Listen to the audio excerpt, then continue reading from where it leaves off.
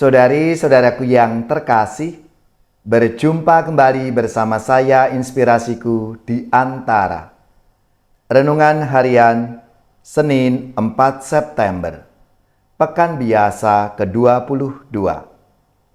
Semoga kita bersama keluarga dan komunitas kita selalu dalam keadaan baik, tetap sehat dan bersemangat. Marilah kita mengawali renungan kita hari ini dengan tanda kemenangan Kristus. Dalam nama Bapa dan Putra dan Roh Kudus. Amin. Allah Bapa sumber kehidupan, Engkaulah Allah orang-orang hidup. Berilah kami harapan baru akan hidup abadi, dan bimbinglah kami agar dapat bersatu dengan Yesus Putramu dalam hidup dan mati kami.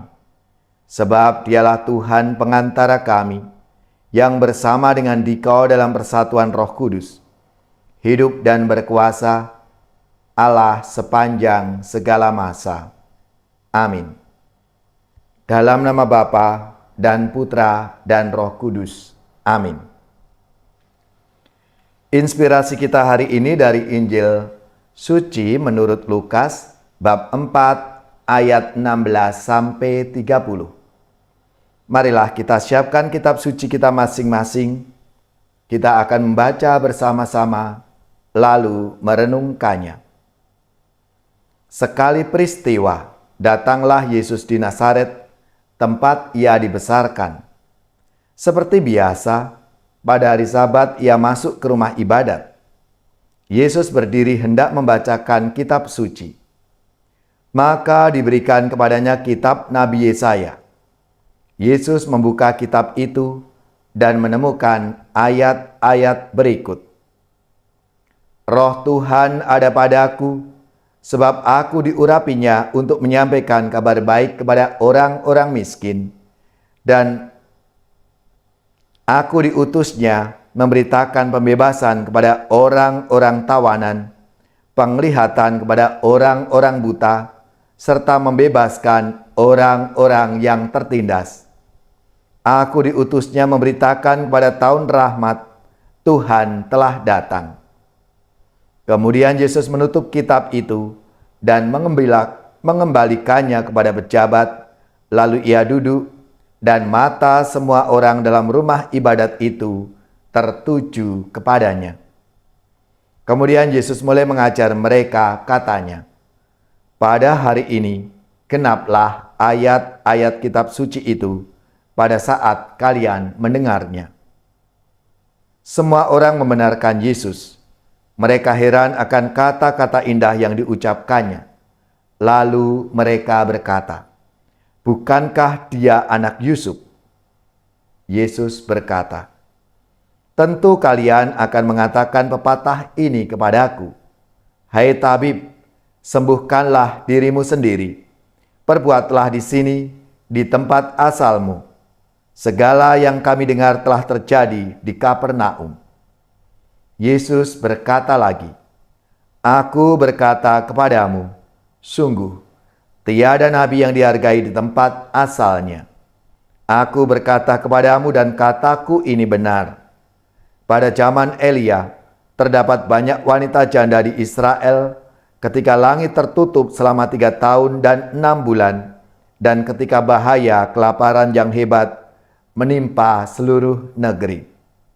Tetapi Elia diutus bukan kepada salah seorang dari mereka, melainkan kepada seorang wanita janda di Sarfat, di tanah Sidon.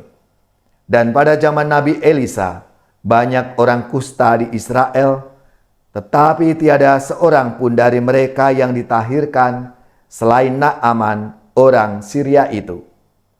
Mendengar itu sangat marahlah semua orang di rumah ibadat itu.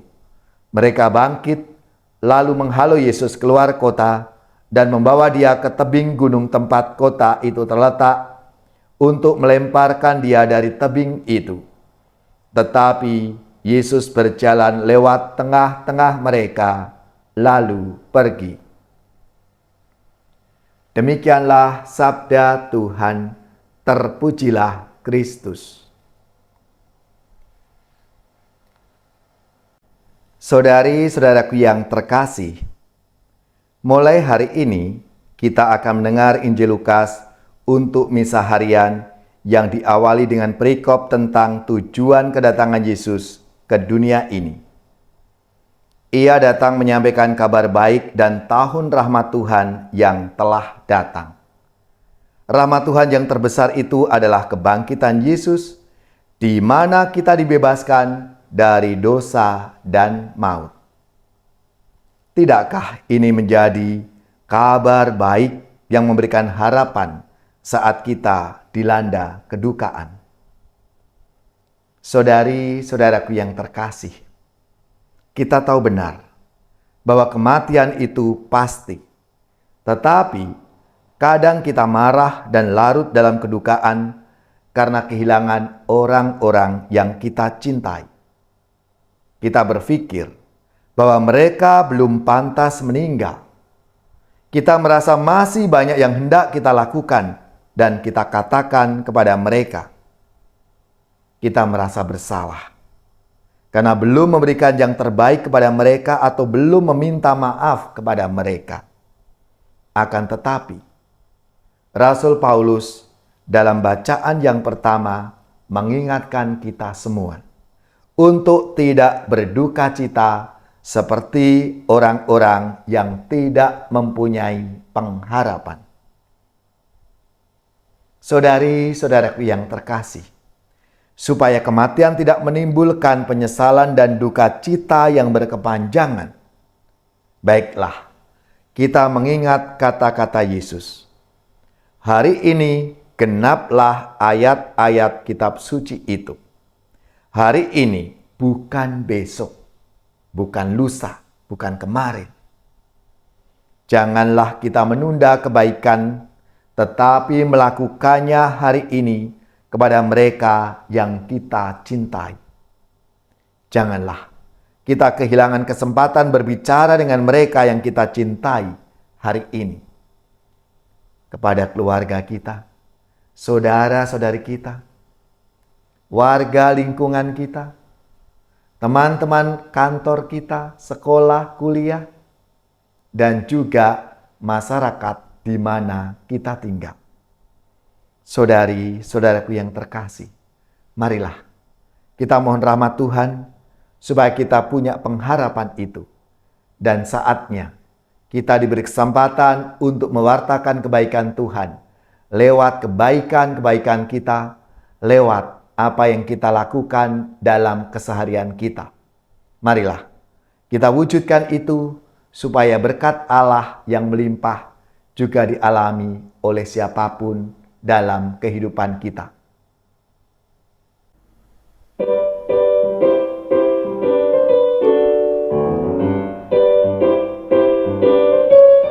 Tingkatkan karya serta karsa membangun dunia, walaupun rintangan menghadang di jalan, majulah terus, kita akan menang, jangan bimbang.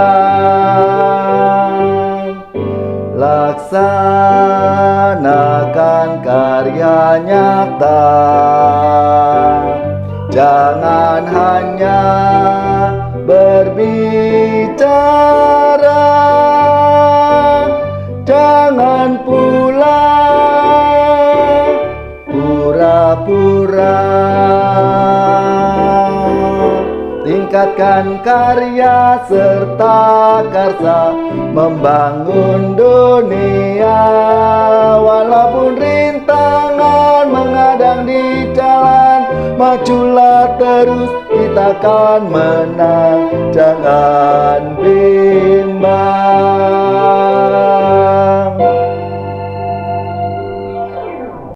Saudari-saudaraku yang terkasih, marilah kita mengakhiri renungan kita hari ini dengan mohon berkat Tuhan, dan kita akan menerima tugas perutusan. Marilah kita siapkan hati kita untuk menerima berkat-Nya. Semoga saudari-saudara sekalian, keluarga-keluarga dan komunitas kita, orang-orang yang kita doakan, mereka yang sakit, yang menderita, seluruh tugas, belajar, pekerjaan, usaha, serta karya pelayanan kita. Dibimbing, dilindungi dan diberkati oleh Allah yang Maha Kuasa, Bapa dan Putra dan Roh Kudus. Amin.